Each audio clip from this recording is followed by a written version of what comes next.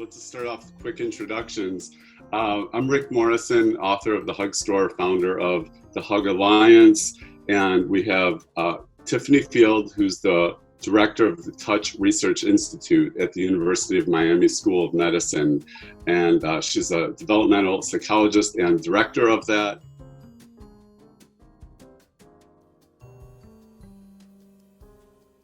And we have Kevin Zaborny, who is the founder of National Hugging Day, which happens every January 21st. I wrote a children's book with my daughter called The Hug Store. For me, at that time, the book was about hugging, but I learned about the importance of not just hugging, of touch in a much broader sense, and how, humans, we really, we crave it, need it. It's part of who we are as a culture. I wanted to start talking from the family that are all at home right now in quarantine. I mentioned in NPR last week, what children's needs are. And, many are possibly getting more hugs, but what about for the kids right now that aren't getting hugged at home?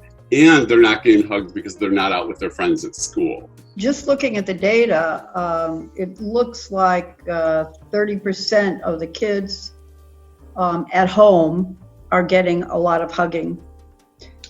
So that means a lot of kids aren't getting hugging, especially if they're not going to school.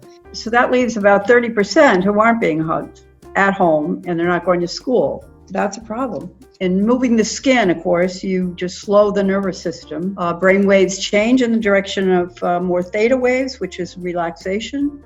The critical thing is that the stress hormone cortisol gets knocked down. And when you knock down cortisol, you save natural killer cells. Natural killer cells kill viral cells, bacterial cells, and cancer cells. With the hugging, that's probably the most robust way to stimulate the pressure receptor. The message goes to the vagus nerve. The vagus is one of the 12 cranial nerves, and it's the largest in terms of the branches that it has to different parts of the body. So, for example, there's a branch that goes to the voice. And a branch that goes to the face. So depressed people have very low vagal activity, and that in turn explains why they have very even intonation of their voice. They're kind of flat, and their expressions they're not very expressive. Well, when you hug them or you give them massage, you stimulate them in that way, their vagal activity increases, and with that, their voice and their facial expressions become more animated. The vagus also goes to the heart and slows down the heart, which accompanies attentiveness. So when you're paying attention to someone, your heart slows, and that's because their vagal activity is increasing. The vagus also goes to the GI tract and helps you absorb and digest food, and it's related to the gastric motility of your GI tract, and so that's a good thing because that helps you with digestion. Vagus is a very important nerve, and what we do is we measure it because you can measure it through the respiratory sinus arrhythmia of heart rate, and so you can just computer program that does that, and so we see, for example, when we're massaging people, that their vagal activity increases. At the same time, we get a saliva sample. We see that the cortisol levels decrease. We get a urine sample, and we can look at natural killer cells. It used to be that we could only get those in blood, but now you can get those in urine. And then what we see is an elevation of the natural killer cells, and we know that natural killer cells knock down viral, bacterial, and cancer cells. So it's a bioelectrical, biochemical, physiological phenomenon, but if you measure different things along the pathway, you can't measure the exact pathway, but you can measure things along the way, like the vagal activity, like the cortisol, like the natural killer cells, and that's how we come up with those data. So the physical, there's so much research about it, and the understanding of how that literally moves and manifests through the body. Self-hugging, that I've seen a lot of people doing that, or sitting in the park by themselves. They're just sitting, they're hugging themselves. Part of a curriculum that we have in schools is when the children start the actual curriculum, it begins with a self-hug so that they can embrace themselves and then take it out into the world, coming from inside out. Several of my students and I have been conducting, we thought it was social interaction studies at airport gates when we're going to conferences or meetings or something. So you're stuck at the gate sitting for an hour or so. And so we did observations and they included touching, hugging, face-to-face interaction, being on the computer, being on a tablet, and being on the cell phone. And 98% of the time people were on the cell phone. They weren't talking on the phones. They were scrolling and texting and gaming. So yes, that was very disturbing to see those data and to see it happening actually.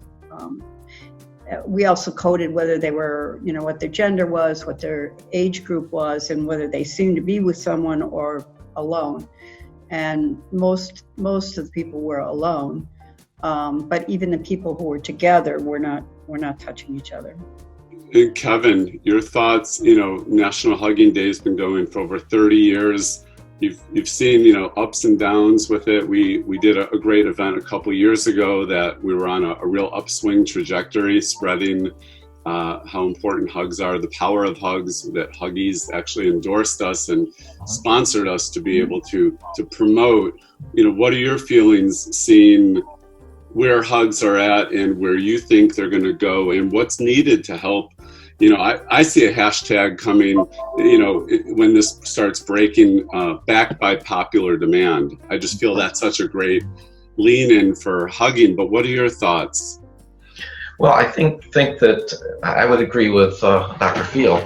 I think what's happening is that we have a lot of people that are looking at technology that they're spending more time hugging their cell phones and their tablets than they are one another. I think that's part of our society. It's where it is right now. I think with the COVID-19 epidemic that we have, the pandemic that we have going on, I think that's of great concern because people are socially isolating, and that's not what hugging's about. With the idea of a National Hugging Day, we've seen that grow and grow over the years.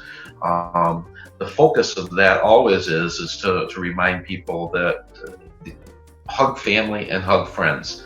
I wasn't always encouraging people to run up and hug strangers. We see that a lot now. I think that's got its place. I think, but the most important thing is that we always ask first. We respect each other's personal boundaries. There are people that don't like hugging. There are people that just can't live without it. And I think what I'm seeing right now on social media is people showing videos of for example, I don't remember how many children there were, but the toddlers hugging the girls. Yes, I saw that. Wasn't that cute? Yes, and it's adorable. And they're from Canada, and they're a great example of really what hugging's about. Hugging is natural. It's a natural impulse. It's something that we do. We share and give at the same time. And I think that there's some real exciting prospects to that. But I think people are waiting to. I think people aren't understanding how important it has been to them until they get into a situation like this, or a situation where you cannot go into a hospital and give a hug to a family member who is direly ill or passing. And so it's very difficult to not have that human touch. And I think that's where our nurses and doctors have really stepped up to provide what they can provide during those moments. I think the evidence, though, there is now evidence there that there is some positive impact to physical touch, hugging.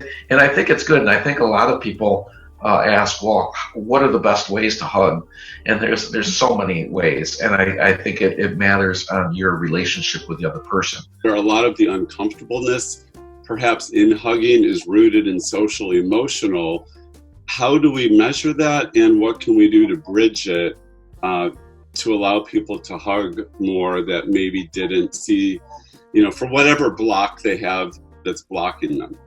You can measure, how people's facial expressions are after the hug. They can look like they're relaxed. They can look like they're contented from receiving the hug.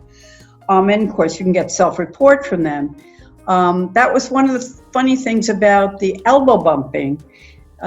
With the elbow bumping, there was more eye-to-eye contact because you're distant from them. So they were smiling and laughing, and so there was a lot of emotions surrounding the elbow bumping. And I think that elbow bumping will continue for people who are not wanting to hug because they're worried about the second wave or because they're just uncomfortable being hugged. But I think there's a lot of evidence that from laboratory studies that you hug someone, they're going to be less tense about, if you hug a significant other before a stressful task, you're going to do better at that stressful task. You're going to feel better, and they self-report that emotionally they feel better. So, we can do more studies like that.